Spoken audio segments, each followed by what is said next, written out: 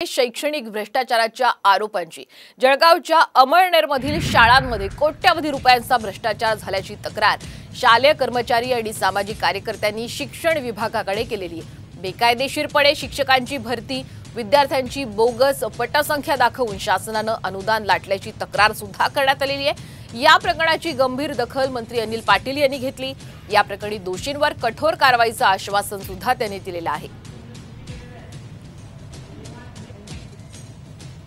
तो शाळा विकत घेतो, चालवायच्या नावाखाली घेतो आणि अशी बोगस भरती करून आणि सगळं बोगस भरती करून घ्यायची, सगळा पैसा लाटून घ्यायचा आणि मग त्या संस्था चालकाच्या बोगस सह्या मारायच्या आणि त्या संस्था चालकाला सांगायचं माझं सगळं खाल्लं गेलं, तू तुझी शाळा सांभाळ। शिक्षण क्षेत्रातल्या भ्रष्टाचाराची निवृत्त न्यायाधीश मार्फत याची चौकशी करण्यात यावी आणि जे लोकांनी हे अनुदान लाटलेलं आहे त्या लोकांवर फौजदारी गुन्हे दाखल करून त्यांना सलाख्यामध्ये टाकावं। पुढच्या आठवड्यामध्ये मी प्रत्यक्ष शिक्षण मंत्र्यांकडे जाणार आणि याची चौकशी लावण्यासाठी त्यांना आग्रह करणार। अशा पद्धतीने शासनाला कोणी फसवणारा जर का कोणी एखादा संस्था चालक असेल तर अजिबात खपवून घेतलं जाणार नाही। त्याच्यामुळे पुढच्या आठवड्यामध्ये प्रत्यक्ष मी स्वतः शिक्षण